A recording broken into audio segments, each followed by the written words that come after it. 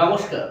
আজকে পাঁশকুড়ার গুণীকথার বিশেষ পর্বে আমাদের মধ্যে পেয়েছি পাঁশকুড়ার অন্যতম গুণীজন, আমাদের মনের মানুষ, অত্যন্ত কাছের মানুষ, যার তারুণ্যতায় জীবনে এনে দিয়েছে মানব সেবার পরম ধর্মকে, যিনি নিজের প্রাণকে, নিজের জীবনকে, নিজের জীবন যুদ্ধকে মানুষের সেবা, আর্তের সেবার জন্য নিয়োগ করেছেন। তিনি আর কেউ নয়, পাঁশকুড়ার অন্যতম একজন তরুণের স্বপ্ন, এক নতুন জীবন, নতুন দিগন্ত আমাদের মধ্যে ফুটিয়ে তুলবে। তাই পাঁশকুড়ার গুণীকথার আজকের বিশেষ পর্বে আমাদের মধ্যে রয়েছেন পাঁশকুড়ার গুণীজন তথা আমাদের অত্যন্ত কাছের মানুষ পার্থ প্রতিম প্রতীক। নমস্কার পার্থবাবু, আপনাকে আমাদের এই পাঁশকুড়া গুণীকথা পর্বে আমন্ত্রণ। এবং আপনার কাছে আজকে কিছু কথা শুনবো পাঁশকুড়া গুণীজন পর্বে।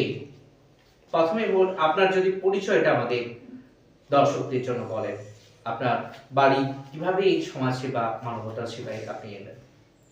আমার নাম পার্থ প্রতিম প্রতীক, বাড়ি নস্করদিঘি। বাবা স্বর্গীয় বাদল চন্দ্রপতি শিক্ষক ছিলেন এবং পশ্চিমবঙ্গ প্রাথমিক শিক্ষক সমিতির রাজ্য সভাপতি ছিলেন, শিক্ষা আন্দোলনের সাথে যুক্ত ছিলেন। আর বর্তমানে বাড়িতে আমি আর মাই থাকি। নস্করদিঘি থেকে আমার যাত্রা শুরু এবং কলেজ জীবন থেকেই সমাজ সেবার প্রতি একটা ইচ্ছা ছিল, সমাজের কাজ করতাম। কারণ আমি সবসময় মাদার টেরেসার সেই কথাটাই বিশ্বাস করি যে smiling is the beginning of love, অর্থাৎ হাসি দেখার জন্য দৌড়ে বেড়াই। কলেজ কমপ্লিট করার পরে আস্তে আস্তে আস্তে আস্তে সমাজের কাজে নিজেকে নিয়োজিত করতে থাকি, পড়াশোনার ফাঁকে।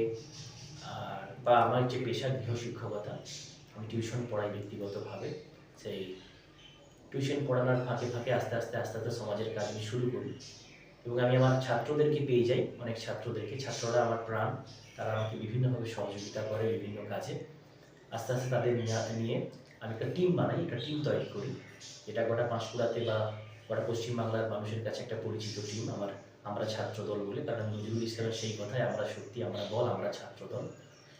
সেই ছাত্রদল লোগো নিয়ে, ছাত্রদেরকে নিয়ে, ছাত্রদের মূলত বিশেষত ছাত্রদের নিয়েই কাজ আমি করি বা ছাত্রদের ভালো মন্দ এগুলো দেখি। আস্তে আস্তে আস্তে আস্তে আমি কাজ শুরু করি এবং বর্তমানে প্রায় গোটা পশ্চিমবাংলায় বিভিন্ন কোনায় কোনায়, পাঁশকুড়াতে তো আছি, আমি আস্তে আস্তে আস্তে আস্তে ছাত্রদের নিয়ে, ছাত্রদের জন্য কাজ শুরু করেছি। তাদের ভালো মন্দ, তাদের দুঃখ দুর্দশা বুঝে, যারা একবারে পড়াশোনা করতে পারে না, যাদের পড়াশোনা আটকে যায়, বা যারা অসুস্থ হয়ে পড়ে, বা যাদের বই কেনার পয়সা নেই, বা যারা আরও বড় কিছু হতে চায়, একবারে অনাথ, কেউ নেই, বাবা মা কেউ নেই, তাদের পাশে থেকে তাদের পড়াশোনার দায়িত্ব আমি নেওয়ার কাজে এগিয়ে এসেছি। অবশ্যই এক্ষেত্রে আমার ছাত্রছাত্রীরা, আমার বন্ধু বান্ধবরা, আমার সমগ্র টিম, আমরা ছাত্রদল টিম এবং বন্ধু বান্ধব, আমার প্রিয়জনরা আমাকে সহযোগিতা করে এবং আমার পরিবার পরিজন, আমার বিশেষত ঈশ্বরের আশীর্বাদ বা বাবার আশীর্বাদ, আমার মায়ের সবসময় আমাকে সহযোগিতা করা বিভিন্ন কাজে। আমার মা সবচেয়ে বেশি আমাকে সহযোগিতা করে, কারণ আমার মা বাড়িতে একাই থাকে, সে নিজেকে স্যাক্রিফাইস না করলে আমি মানুষের জন্য এত স্যাক্রিফাইস করতে পারতাম না, এতটা সময় দেওয়া ছিল, এতটা। আচ্ছা পার্থবাবু, আপনার এই যে পাঁশকুড়াতে বন্যা হয়েছিল, বন্যা প্লাবিত পাঁশকুড়ার একটা বিভৎস আমরা চিত্র দেখেছিলাম। এই বন্যার সময় আমরা ছাত্র দলের অনেক কথাই আমরা শুনেছি। তো সে সময় আপনাদের অ্যাক্টিভিটি বা কিভাবে মানুষের জন্য ঝাঁপিয়ে পড়েছিলেন, পাঁশকুড়াবাসীর পাশে যে ছাত্র দল যে এসেছিল বিভিন্ন ভাবে, সেটা যদি একটু দর্শকদের জন্য। আমি বন্যা হওয়ার আগে থেকেই, অর্থাৎ যখন বন্যাটা হয়তো বাঁধ ভেঙে, মানে বাঁধ ভাঙার আগেও, মানে আশপাশের বাঁধ আটকানোর কাজ থেকে শুরু করেছিলাম, সেগুলো তো করেছি। তারপরে যখন বাঁধ ভেঙেই গেল, সব তো দেখা সম্ভব না, যখন বাঁধটা ভেঙেই গেল, যখন বন্যা হলো, পাঁশকুড়াতে ভয়ানক বন্যা হয়েছে, এবারে আমরা দেখেছি, মানে সবাইকে নাড়িয়ে দিয়েছে, খুব মানুষ কষ্টের মধ্যে দিন কাটিয়েছে। প্রায় 10 দিন জলে নেমে, আমরা আড়াতে নেমেও মানুষকে নয়, একবারে জলে নেমে ত্রাণে কাজ করেছি, আমার সমগ্র টিম কাজ করেছে। আমরা দেখেছিলাম যেভাবে বাড়িতে বাড়িতে বাড়িতে বাড়িতে ওই এক বুক জল ফেলে, মানে যে এসে নিয়ে যাও, যেটুকু আমরা পেরেছি আমরা মানুষের সহযোগিতা নিয়ে, নিজেদের মধ্যে সহযোগিতা হাত বাড়িয়ে দিয়ে আমরা মানুষের কাছে যখন পৌঁছেছি, আমরা কিন্তু এখানে নিয়ে যাও বা একটা জায়গায় আমরা জড়ো হয়ে কাউকে ডাকিনি, আমরা বাড়িতে বাড়িতে পৌঁছেছি, এক গোলা জলে হেঁটেছি, আমার ছেলে মেয়েরা এক গোলা জলে হেঁটেছে, কিন্তু মানুষের কাছে পৌঁছেছি আমরা। স্যার, এখন আপনি এর পাশাপাশি কিছু শিক্ষা জগতে যুক্ত আছেন, অবশ্যই কিছু যারা একদম শিক্ষা জগৎ থেকে পিছিয়ে পড়া, হ্যাঁ, যারা শিক্ষা বিমুখ, তাদেরকে নিয়েও কিছু কাজ করেছেন। এইটা করছি, যেমন এটা একটা আমাদের কাছে বিশাল মানে একটা ভালো একটা চ্যালেঞ্জের কাজ আমি নিয়েছি, প্রায় 2 বছরেরও বেশি সময় ধরে। আপনারা জানেন পাঁশকুড়া রেল লাইন সংলগ্ন একটা পাড়া আছে, লোধাপাড়া। আচ্ছা, আমার সমাজের কাজ করতে করতে প্রায় বছর 2 আগে এবং ঠান্ডাতেই আমার কাছে হঠাৎ খবর আসে যে এরকম একটি পাড়াতে ছেলেমেয়েরা, তারা পড়াশোনা তো দূরের কথা, তারা ঠিকঠাক খেতেই পায় না, তারা খুব অগোছালো জীবনযাপন করে, বোতল পোড়ায়, সকালবেলা উঠে কাগজ পোড়ায়, তারা বস্তিতে থাকে, তাদের না আছে থাকার জায়গা, না আছে তাদের একটা ঠিকঠাক ঘুমানোর জায়গা, রেল স্টেশনে রাত্রেবেলা ঘুমোয়, রাত্রেবেলা উঠে কোনো কাজ টাজ করে, খেতে তো পায়ই না। তাই ভাবলাম যে আমরা যারা তারই মধ্যে একটু শিক্ষা দীক্ষার আলোয় এসেছি, যারা আমরা তারই মধ্যে একটু শিক্ষা দীক্ষা জানি বা পড়াশোনা একটু জানা আছে আমাদের উচিত এদেরকে শিক্ষার আলোয় আনা। অবশ্যই ওদেরকে আমরা অফিসার ইঞ্জিনিয়ার করে দিতে পারবো না, কিন্তু প্রাথমিক একটা শিক্ষা ওদেরকে দেওয়া যেতে পারে, তাহলে ওরা শিক্ষার ভবিষ্যতে আসবে। এই লড়াইটা আমার টিম দিয়েছে, খুব সুন্দর লড়াই দিয়েছে, এবং আস্তে আস্তে আমরা তার ফলও পাচ্ছি আর কি। ওরা আস্তে আস্তে শিখেছে, অনেকটা মানে পড়াশোনা জানতে শিখেছে, অনেকটা সভ্য হয়েছে আস্তে আস্তে। শিক্ষা তো আমাদের বাঁচার তাগিদে, আমাদের যেমন অন্ন বস্ত্র বাসস্থান অত্যন্ত প্রয়োজনীয় অপরিহার্য আমাদের উপাদান, সেরকম শিক্ষাও বর্তমানে উপাদান। শিক্ষা ছাড়া আমরা কোন কাজটা বুঝে করতে পারি না। সেদিকের যে দিশা, সকলের সাথে মেশা, সরকারের যে রাইট টু এডুকেশন অ্যাক্ট 6 থেকে 14 বছর পর্যন্ত সম্পূর্ণ অবৈতনিক বাধ্যতামূলক শিক্ষার আইন অধিকারের বাইরেও এখন পর্যন্ত যারা থেকেছে, যারা শিক্ষার আঙিনায় আসতে পারেনি, তাদের জন্য এই লড়াইটা অনেকখানি এই প্রতিদ্বন্দ্বিতা। কেমন লাগে পার্থ? অবশ্যই, আমি তো ফার্স্ট থেকেই বলেছি যে আমার জীবনের ব্রতটাই হচ্ছে smiling is the beginning of love. আমি হাসি দেখার জন্য যে ছেলেমেয়েরা একটা শ্রেণী কেন হাসবে না, একটা শ্রেণী কেন হাসবে না, তাদেরকে হাসানোর দায়িত্বটা আমাদের। আমরা যদি দেখুন, সরকার অনেক কাজ করে, কিন্তু সরকার সব জায়গায় পৌঁছতে পারে, সরকার সব জায়গায় পৌঁছতে পারে। আমি সরকারকে দোষ দিচ্ছি না, কিন্তু আমি ইন্ডিকেট করে দেখাতে পারি যে আপনারা এই জায়গাটাও আসুন।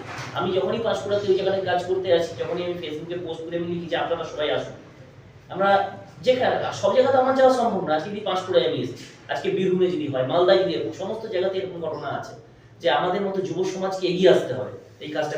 অবশ্যই এটা আনন্দের, যখন তারা কিছু বলতে শেখে, জানতে শেখে, তারা যখন পড়াশোনা করে, এবং কি আমরা শুধু তো পড়াই না, আমরা খাবারও দিই, তারা একটা খাবার নিয়ে যখন খুশি হয়, সেটা আমাদের খুব ভালো লাগে। অবশ্যই পাশাপাশি অন্য যে যার জন্য লড়াই, পেটের খিদে, সেটাও যেমন পোশাক পরিচ্ছদ সবাই আমরা দিই ওদেরকে। হ্যাঁ, যেমন পূর্ণিমার চাঁদের মতো ঝলসানো রুটি খালি পেটে বিদ্যা হয় না, সেটাও আপনারা দেখছেন। খুবই ভালো এবং আপ্লুত, আমরা মনের প্রাণে এরকম একটা সমাজ গড়ে তুলতে চাই।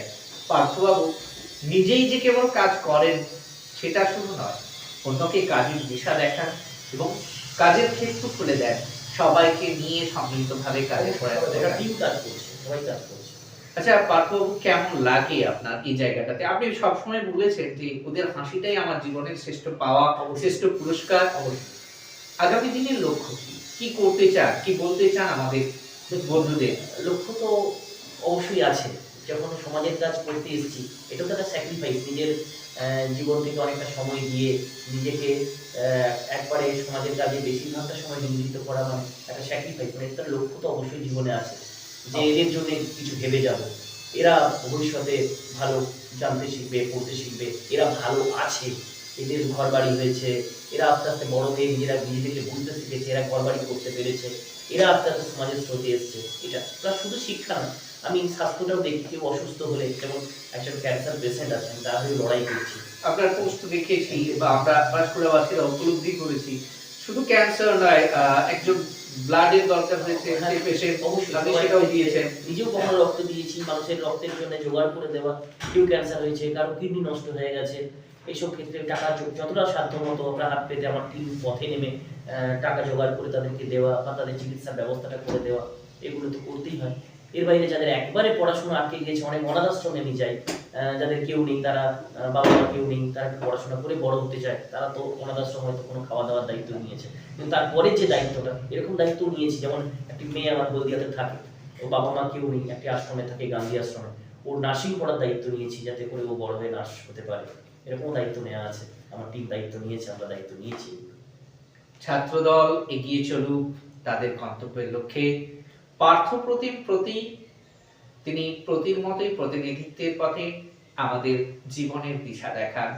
উদ্বুদ্ধ করুন নতুন জীবনকে, তারুণ্যকে, তার জীবনের তার যা লক্ষ্য, যা আশা, অভিপ্রায় মনোপ্রুত হোক। আমাদের মধ্যে সেই চেতনায় সবাই ফিরে আসুক। সমাজের মূল স্রোতে আমাদের মধ্যে ভেদাভেদ মুছে যাক। পার্থবাবুর এই যে লড়াই, অদম্য প্রতিদ্বন্দ্বিতা, সামাজিক বাধা, প্রতিটা পদক্ষেপেই ওনাকে আসে হয়তো বাধা দিতে, সব বাধা অতিক্রম করে এগিয়ে যাওয়ার নামই হয়তো পার্থপ্রতিম। আমরা যাকে শ্রীকৃষ্ণ বলেছিলাম পার্থ সারথী, সেই পার্থ সারথী কি আমাদের বর্তমানের পার্থপ্রতিম প্রতীক? আমরা এরকমই গুণীজনদের সমাদর জানাবো, এই গুণীজনদের পাশে থাকবো। সম্ভব হলে আপনারাও এগিয়ে আসুন, সহায়তা করুন বিভিন্নভাবে।